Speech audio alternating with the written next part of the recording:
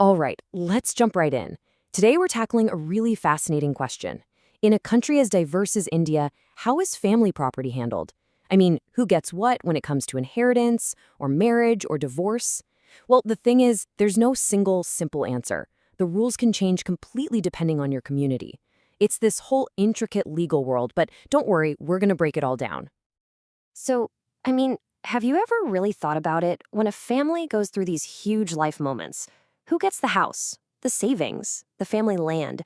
It's a question that hits close to home for so many, and the answers are all tangled up in the law. And here's the catch. India doesn't have just one law that covers everyone. Your rights and your share of the property really depend on the personal laws connected to your community, whether you're Hindu, Muslim, or part of another faith. Okay, let's dive into this. First up, let's talk about how marriage and divorce shake things up when it comes to property. And this is where you can really see a massive shift in how the law thinks about relationships, moving from seeing marriage as a kind of sacred vow to, seeing it more as a partnership. This is just fascinating. Look at the difference here. The old Divorce Act from way back in 1869 was almost punitive. I mean, if a wife was found to be at fault in a divorce, the court could literally take her property and give it to her husband. It was all about blame. But then you fast forward to the Hindu Marriage Act of 1955, and the whole mindset is different. It's all about fairness. The courts can now look at property that was given to the couple together and decide on a just and proper way to divide it.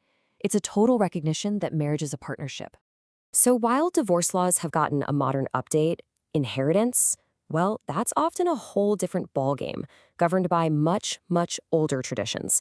This is where it gets really intricate. Because under Hindu law, it's not one size fits all. There are actually two major schools of thought that have been shaping property rights for centuries. Okay, before we go any further, we have to get our heads around this one key term, co-personary. Just think of it like a small exclusive family club that jointly owns all the ancestral property. Now, traditionally, this was a guys-only club, passed down from father to son to grandson. This idea is absolutely central to understanding what comes next. And here they are, the two big philosophies, side by side. On the left, you've got the Mitakshara school, which is what you'll find in most of India. Here, a son gets a right to the family property the second he's born. It's an automatic birthright. But his share isn't fixed. It actually shrinks every time a new brother is born. What this means in real life is that a father can't just sell the ancestral home without getting his son's permission. Now look to the right. The Daya Bhaga school, mostly followed in Bengal and Assam, is completely different. A son has zero rights by birth. He only gets his inheritance after his father passes away. And when he does, his share is clearly defined and it's his to do with as he pleases. So to really picture how the Daya Bhaga system works, it's a really clear step-by-step process. Step 1, the father passes away. Step 2, his sons inherit their own fixed, individual shares. And step 3, only then do those brothers form a new co-personary. You see, it isn't this continuous, ever-changing family pot like in Mitakshara. It's a new club that forms with each generation, but only after the head of the last one is gone. Okay, let's switch gears completely and look at the principles of Muslim inheritance law. Now, the laws introduced by the Quran were, for their time, truly revolutionary, especially when it came to giving women and children actual rights to property. This was a huge deal. Before Islam, the rules in Arabia were pretty simple and, frankly, pretty harsh. Only the strongest male relatives inherited anything. Women and children, they were left with nothing. The Quranic reforms didn't just throw out this old system. Instead, they built on top of it. They created brand new classes of heirs, including wives, daughters, and mothers, and gave them specific legally guaranteed shares of the estate. And that's the absolute key to understanding this. This reform created two main groups of heirs. First, you have the sharers. These are the new heirs, like daughters and wives, who are guaranteed a fixed fraction of the property.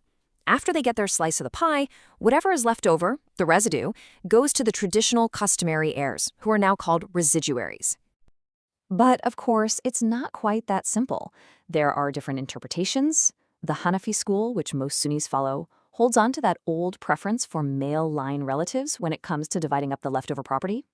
The Shia school, on the other hand, rejects this idea and treats male and female blood relatives more equally. They also divide property differently. Hanafi law divides it per capita, which just means by head, so every son gets an equal piece. Shia law uses per stirps, or by branch, which means children would split the share their deceased parent would have gotten. So theory is one thing, but how does this all play out in a real-life scenario? Let's get practical and focus on the Hanafi system, since that's the one followed by the majority of Muslims in India.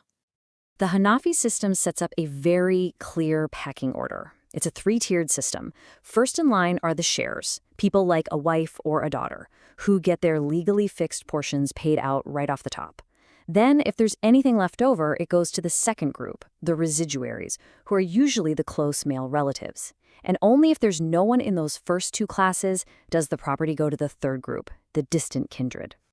Let's look at a really simple example to see how this works. Say a man passes away, and he leaves behind a wife and two sons. The wife, as a sharer, is guaranteed her 1/8 share of the property. That's hers no matter what.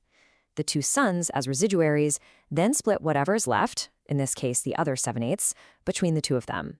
It's a really logical distribution based on that hierarchy we just saw. So what's the big takeaway here? It's that the system ensures that the absolute closest family members are always taken care of. Under Hanafi law, these 5 heirs, the husband, wife, father, mother, and child, can never be completely cut out of an inheritance. They are always entitled to a share. But of course, property doesn't just change hands when someone dies. What if you don't want to wait for all these complex inheritance laws to kick in? Or what if you want to give something to someone who isn't in the direct line of succession? Well, that's where gifting comes in. So what exactly are the rules for giving your property away? You know, after all that complexity, the legal definition of a gift is actually refreshingly simple. It has 3 main ingredients. It has to be voluntary, meaning nobody's twisting your arm. It has to be without consideration, which is a fancy way of saying you're not getting paid for it. And, very importantly, the person on the receiving end has to actually accept it. Now, while the idea of a gift is simple, if you're gifting something major, like a house or a piece of land, the law is very specific. You can't just shake on it. You need a registered deed. It has to be signed by the donor. You need at least 2 witnesses to attest to it. And finally, the recipient has to accept the gift. All these steps are absolutely mandatory to make it legally binding. And then there's this really fascinating legal curiosity. It's called a deathbed gift. This is for movable things, not houses, given by someone who's ill and genuinely thinks they're about to die. Here's the twist. The gift only counts if they actually die from that specific illness. If they make a surprise recovery, they can ask for it back. I love this quote from the ancient Mitatakshara texts because it just gets to the very soul of what a gift is.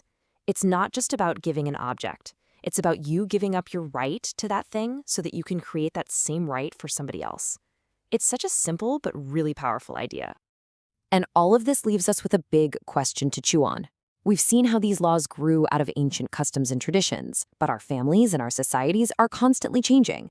So the real question for the future is, how should these deeply personal and incredibly diverse legal traditions evolve to meet the realities of modern life? That is a conversation that India will, no doubt, continue to have for many years to come. Thanks for joining me on this deep dive.